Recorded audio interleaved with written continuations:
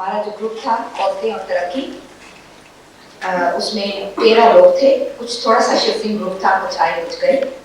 Facilitators थी तहीरा जफर और रबीना सैगल, और टीम रैपटर्स जवेरिया, शनाज और सबसे पहले माफ़ी चाहती हूँ, ये काफ़ी हद तक अंग्रेजी में होगा, लेकिन थोड़ा सा इसका पस मंजर। सबसे पहले हमने देखना शुरू किया कि मसला क्या है, इसको बड़ी प्रॉब्लमेटिक कहती है। मसला काफ़ी हद तक ये नज़र आया कि जो एक सरकारी या ऑफिशियल ज़ाब्ता जो है उसका डेवलपमेंट का, वो कुछ थोड़ा सा मुख्तलिफ है। Development is usually conceived of purely in terms of a narrow economistic view of productivity, whereas women's studies looks at development in a holistic, alternative way, meaning the development, the whole development of the individual, relating to issues such as identity, self, ideology, autonomy, control over one's life. In other words, total human development. We need to question the type of development that is occurring in terms of increasing women's responsibilities, workloads, burdens. There is even a documented negative correlation between women's, for example, rising income and status versus their workloads. So these are some of the issues that we looked at.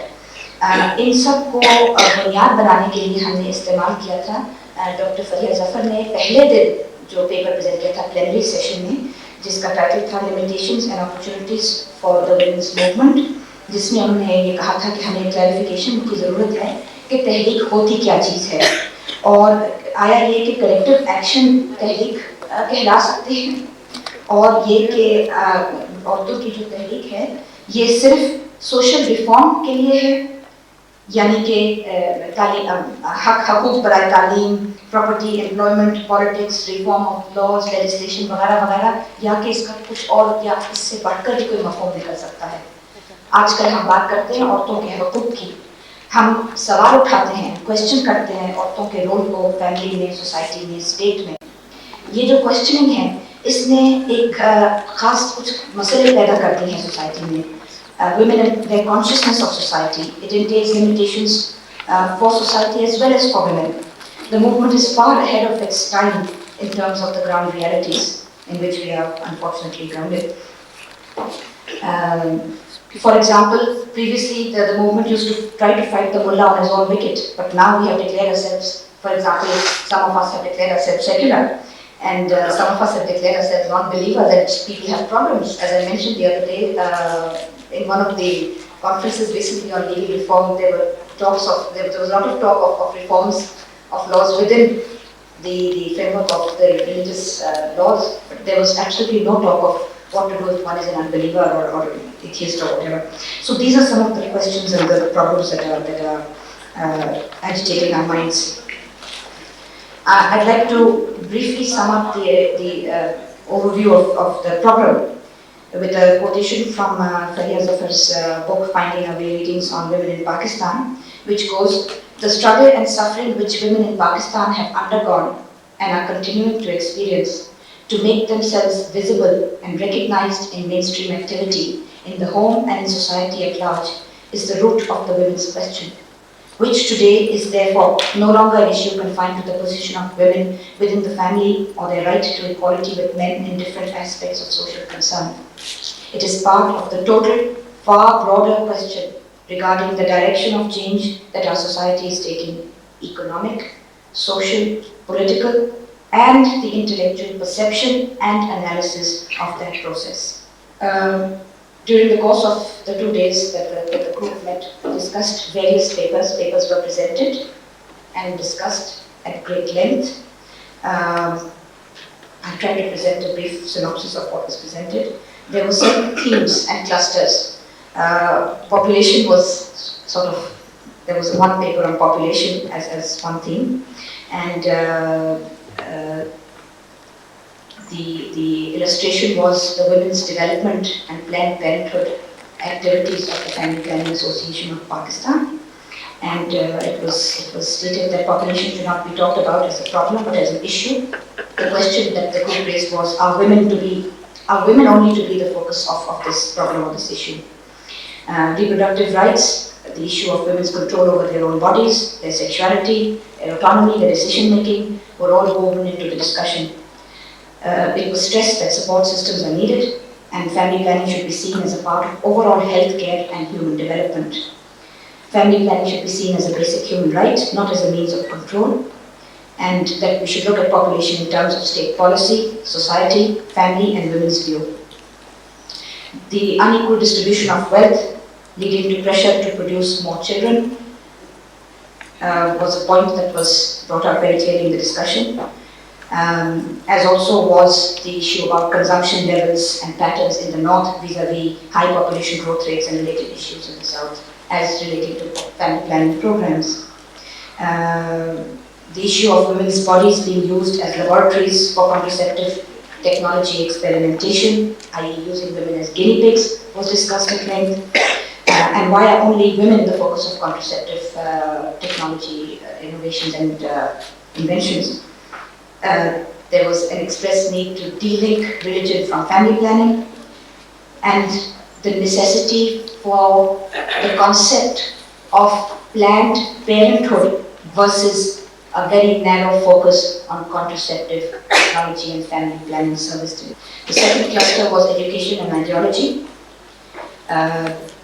Several papers were presented, 3 papers were presented in this. I'm not going to go into the details of each paper. There was one on education, science and technology, there was one on rural women, and there was one on the interface between curriculum, gender and nationalism. Very briefly, there is a need for gender neutral or humanizing and demystifying use of science and technology into the service of human needs. There is a need to decrease or reduce or eliminate the use of science and technology and knowledge as an alienating tool. A need to link theory and practice in science and technology. Need environment-friendly science and technology. Need to stop the exploitation of nature involved in current scientific methods and knowledge. Need for linkages between science and society. Addressing social issues through applied science. We need to break the rigid classification of pure sciences versus the social sciences and humanities. We need to serve our needs, we need science to serve our needs. We need to stop the spread of militarization through inappropriate uses of scientific knowledge. We need to bring science back to society. The question arose, is there an ideology of science? And is it value-free, is it objective, is it neutral? Which is of course thrown open for discussion. There was expressed a need to remove the masculine bias from science and the identification of science with masculine traits, which undermines and seeks to exclude women's participation. There was a discussion on the displacement of women by mechanization, technological innovations, and capital-intensive technologies. Science must be emancipatory and not colonizing. The issue of rural women and development programs stressed the need to record rural women's oral histories, to study more thoroughly issues of feudalism, tribalism, as they form the basis of problems faced by development NGOs working in the rural areas. Women's studies and NGOs to be used to influence state powers for conceptualization, for conceptual and structural changes, and control and resistance to change enforced very strictly in rural areas. This also needs pressure from the women's movement and women's studies. The economic exploitation of female workers, for example in agriculture and home-based production, was discussed. And the need was discussed for interlinkages and networking between rural activists and academics. In the interface between curriculum, gender and nationalism, the two-nation theory was looked at in terms of the construction of Hindus and Muslims in gender stereotypes, in terms of masculine and feminine, in terms of discourse. It looked at how ideology and consciousness is shaped through an assessment of the social studies curriculum in the Pakistani education system, based on concepts of separateness, intolerance, hatred, anger, and glorification of militarization, just like gender stereotypes are. The inherent contradictions and conflicts, the masking of self-interest of feudalism, capitalism through religious identity and ideology was discussed at length. There is a need for women to use the humanizing approach when they enter and compete within existing structures, and not to take on the traits of those structures in which they are seeking to enter or compete. However, to be faithful as a recorder, I must add here there were divided opinions on whether or not this is possible in the current realities of the world we live in. The question arose: who controls science and technology? Who uses it for what aims, against or on whom? There is a need to analyze gender and class issues and capitalism from this angle also. Some viewed science education not as a humanistic or humanizing force, but as a means towards a lucrative professional career. The third was rural women. The third cluster was rural women, and there were, on one research project, there were 3 presentations. This is a research project which is being done now as a follow-up time series. Tahira, would you like to come in and say something more on that? If you want to talk about the background of that case study. 2 case studies were presented, and a theoretical framework around those case studies was presented. It's on rural women and poverty.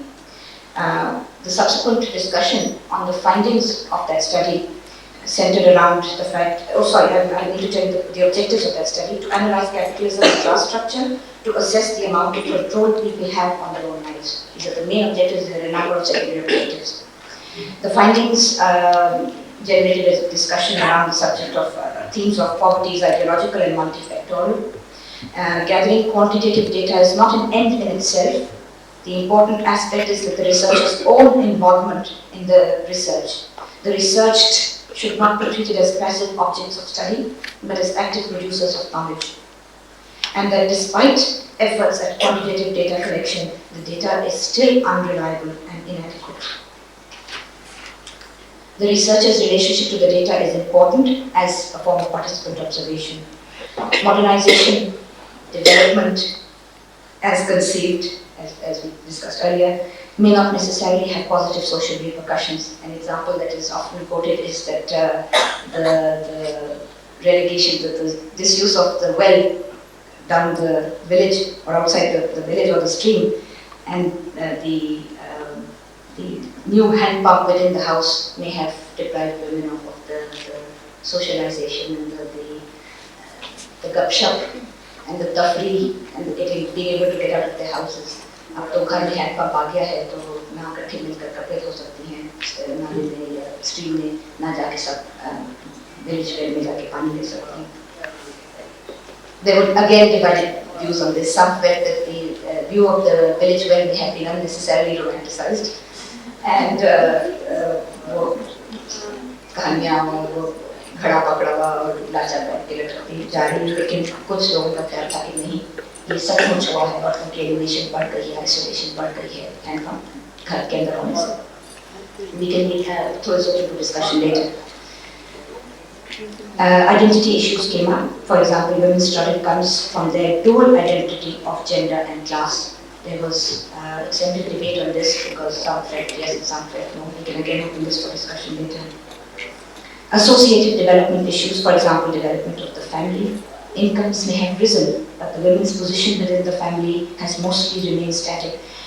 Please note that I'm talking about a rural-based study. This point will again come to the fore when we talk about an urban-based study.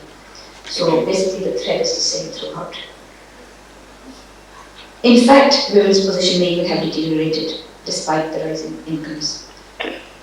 Even within definitions of development, class stratification is seen as a narrow, current definitions as a narrow homogeneous construct rather than seeing it as heterogeneous and dynamic. Development is only creating linkages to the marketplace. For example, the concept of income generating activities for women. We'll discuss that aspect of income generation later. Referring to the current debates on development, the 2 major strands were discussed: the economic and social relation to production, and women relating to nature differently, for example, the ecofeminists. But this particular study did not demonstrate this, as here the findings of the study show that women's decisions were economic and not biological. एक और paper आया था ख़वातीन की तरक्की में तंजीमों का किरदार, और ये डिस्कस कर रहा है चित्राल में आगा खान रोड सपोर्ट प्रोग्राम का जो ख़वातीन की तरक्की का प्रोग्राम है।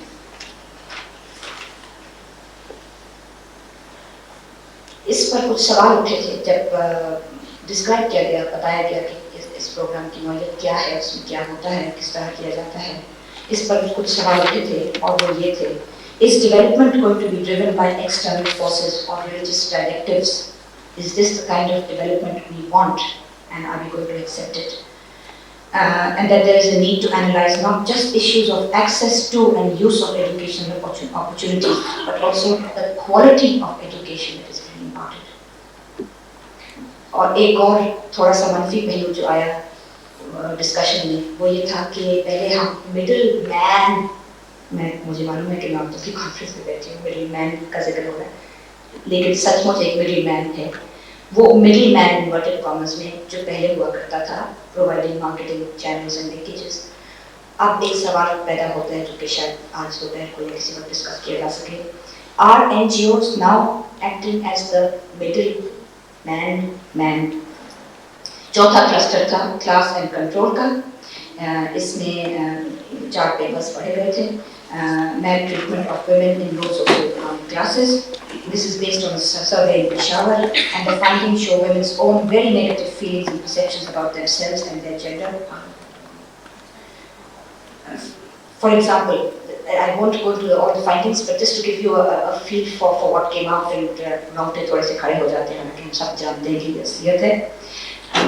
65% women would want to be born male. 95% are victims of domestic violence. 70% were taunted about their dowry, and it goes on and on and on. मैंने सिर्फ 3 चुने बताने के लिए, थोड़ा सा illustration देने के लिए कि इस किस्म की findings हुई थी। बहुत दिलचस्प स्टडी है और उसके ऊपर डिस्कशन करते हैं। Where was the study done? Peshawar. आप बताइए। अच्छा, डिस्कशन में फिर बाद में इसके डिटेल्स आ जाएंगे। हाँ जी, बात डिस्कशन की। फिर दूसरा पेपर हुआ था women paid work controls and resistance. जैसा कि हमने उन रूरल स्टडीज में देखा था कि औरतों के ऊपर उनकी इनकम या उनके जो वेजेस हैं उसका क्या असर पड़ता है या उनके उस पर क्या इख्तियार है उनको। इसी तरह ये एक स्टडी है सिंध और पंजाब की फैक्ट्रीज में काम करने वाली औरतों के ऊपर। The findings show the exploitation of working women by the state, the capitalist employer, and in the domestic sphere, working women in the domestic sphere. The main motive in hiring women is the capitalist search for cheap labor, for example, ad hoc, temporary, flexible labor. आप उनको कभी पक्का ही ना करो, ताकि ना पक्की होंगी ना कोई benefits देने पड़ेंगे। The findings show the subordination of women struggling under a triple exploitation and burden, with no or very little control over even their income, leave alone their lives. We talk about autonomy, over decision making, where they don't even have control over the income that they bring in. Employers see women workers as better than men in most respects. They are cheaper than men, they are docile, non-aggressive, don't get involved in trade union activities, there is less absenteeism, etc. Please note that they find women as better workers than men. Not just in terms of facility, but उनकी performance बेहतर है, उनका output बेहतर है, उनका काम बेहतर है। Intricate work में ज़्यादा आती है, मसलन माइक्रो इलेक्ट्रॉनिक्स और इस तरह की चीज़ें जो कि किसी में बहुत फाइन काम होता है या आंखों पर काम होता है या इस तरह की। Employers discriminate against hiring women on the basis of their marital status, number of children, and domestic responsibilities. They also give them higher daily production targets and make them work overtime on a compulsory basis by linking it with transportation facilities. अगर बस जाएगी नहीं तो फिर आपको तो काम करना पड़ेगा बस पकड़ने की खातिर। Employers segregate women from their male co-workers, thus fragmenting them and thus making them cogs in the wheel to prevent workers' solidarity and trade union activism. Maternity and call it उसको क्लोक किया जाता है पर्दे के नाम पर, कि औरतों को तो पर्दा करना जरूरी है। Maternity benefits are avoided by firing women as soon as they get married or pregnant. और ये काफी तफसील में बताया गया था कि किस तरह किया जाता है। On the domestic front, working women's division of labor remains unchanged, and there are strict controls over decision making on use of their wages. women had very little control over their lives. Parda is used as a means of control. फिर एक paper था women education, population development and empowerment की linkages के ऊपर. The problems of official government views and perceptions of women in development were discussed, and alternative definitions of development and empowerment of women were presented, with a discussion on the need to address the issues of female education and reproductive rights, showing the interlinkages.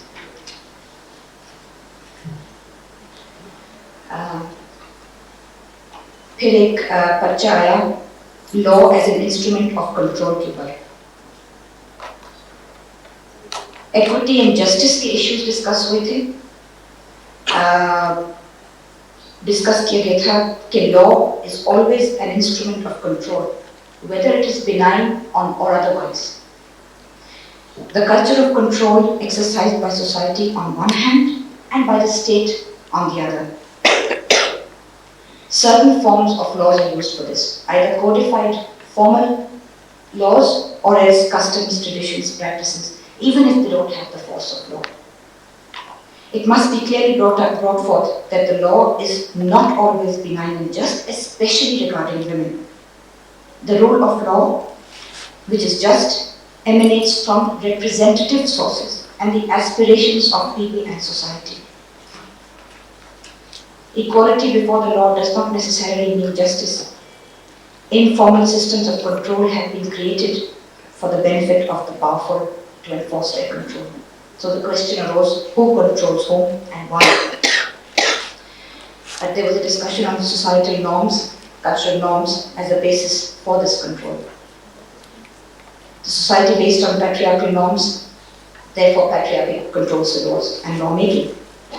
Wanting to maintain the status quo, there have been in our part of the world very few people's struggles and movements to shake the status quo in this respect. It was brought out that the human rights movement at one time was very insistent on cultural specificity, the need for cultural specificity. And it was stressed that women need to be alert to this as a danger that we face from the international human rights movement. We have to fight against this on the grounds of the universality of human rights. It's a very long and contentious struggle that the women's rights movements in our part of the world and in various other similar situations are fighting. We need to adopt values based on universal norms of social justice and equality, not on customs, cultural norms, as they have greater potential for control over women. And this is what countries like ours have been using at international human rights fora.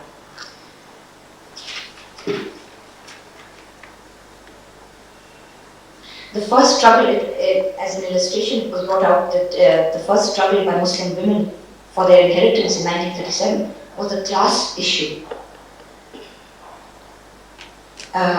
It was discussed,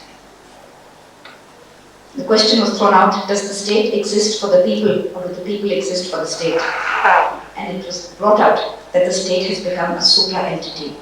The human rights of people are not as important as the rights of the state. For example, the security of the state somehow takes precedence over the human rights of its people. If anyone questions that, it is called an infringement of the sovereignty of the state. In Pakistan, things are even worse because we have abdicated all sovereignty. Sovereignty belongs only to God, it says, the Constitution. The concept of the protection of women was discussed. It was found to be a totally nonsensical concept. हम सिर्फ माएं, बेटियां और बहनें नहीं हैं या बीवियां, हम औरतें हैं, हम इंसान हैं as individuals. It was stated that we don't want these concepts. We want autonomy as individuals and human rights as individuals. Neither the state nor the law recognizes women as individuals in Pakistan. आप passport बनवाने जाएं, identity card बनवाने जाएं, किसी form पर sign करें, आपके या तो बाप का उस पे नाम और सिग्नेचर होगा या आपके शोहर का नाम और सिग्नेचर होगा. Institutions, it was illustrated, are influenced by social norms and are a reflection of society. एक खास मसले पर डिस्कशन हुई कि औरतों को जहेज दे दिया जाता है और उनको अपनी इनहेरिटेंस से महरूम रखा जाता है, और वो जो जहेज है उसको अपनी विरासत पर एक मुतबादिल समझा जाता है। इस चीज़ के साथ सख्त किस्म का इख्तिलाफ हुआ, क्योंकि आप जो चाहें तोहफे में अपनी बेटी को दे दें, एक वालिदैन तोहफे के तौर पर, गिफ्ट के तौर पर अगर कुछ देना चाहें डाउरी के तौर पर, वो कभी मुतबादिल नहीं बन सकता उनका जो हक है विरासत में। Dowry should never replace the woman's share in inheritance. Then the issue of the difference between state and laws regulating, such as can't do's versus should do's, was discussed. Okay. Instead of legislating law and order, you can't do this, you can't jump a red light, you can't kill, you can't murder, you can't do this, that, and the other. What is the state also doing, and what should it be doing? Maslan, एक तो होता है ना कि the state is legislating and enforcing law and order. That's something that the state does. We now find that in Pakistan, over the past so many years, the state has been legislating morality. So there was a great discussion on whether or not it is the business of the state to be legislating morality. Sar pe kaun jala roli, kaun na roli, kya is rape equal to adultery, and all these sorts of things, and is adultery a crime against the state, etc. It was found that the family and state collude against women when they break through these controls, and they are awarded maximum punishments. Okay. It was also found that there are certain good laws that the state, the picture is not all totally gloomy and bleak. The state has done some good things. For example, it has legislated some benefits for women. But the issue that has to be discussed is how are those laws and those provisions being enforced, or the lack of enforcement. For example, an issue that was brought up is the issue of maternity benefits. Now that's a good law, that's a good provision done by the state. However, it is seen that it is actively used as a tool against high-rate women. कि इसकी तो अभी नई शादी हुई है, she's going to become pregnant, हम नहीं सोच सकते, we have to deal with maternity benefits. Another issue that was brought up strongly was that NGOs must re-evaluate their role, not necessarily always be demanding their rights from the state. And that scarcity and non-availability of resources is not the main issue, but that a reallocation of available resources is a big issue.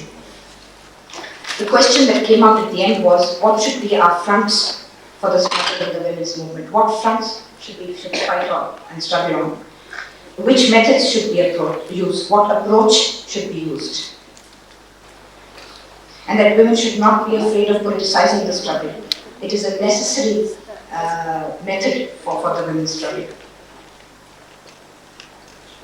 And that we need to reassert our ethnic identities and not be suppressed under false notions of nationalism. And that democratic institutions are made to accommodate different identities and pluralism, and how we need to know how to manage that pluralism. For the summing up, state structures are unequal. There is a need to change this. There is a need to change consciousness. Need to change the view of using women and their labor, whether by the employer or by the state. Women should not be used as a resource for achieving, for example, the export promotion zones and labor laws, etc. Women are being exploited and being used as cheap labor. Very powerful means of extraction of female cheap free labor is domestic violence. We have to see our personal exploitation as a part of global structures. Alternative development models need to move away from the view of women as just productive labor and to view women as human beings. The view was also put forward that human resource development is seen as skill development and not as human development, and we need to do something about that. And then you need to view human rights not as an issue we need to view human rights as an issue of universal moral absolutes. We have to fight on two fronts, against our own oppression and against the international law-based organizations which seek to universalize human rights issues from their own capitalist viewpoints. So development is seen as more than increased access to resources and improved welfare. It is also a process by which these benefits are obtained and sustained. Women's development thus combines the concept of gender equality with that of empowerment for women's involvement and participation in the entire process, especially the process of lessening gender gaps and overcoming gender discrimination. Development issues are closely linked to issues of equity, and gender discrimination accounts for a large measure of existing inequity. Hence, in addition to the well-being approach, the concepts of justice and equity as the foundations of the human rights approach must form an inherent part of the understanding of women's development and empowerment issues.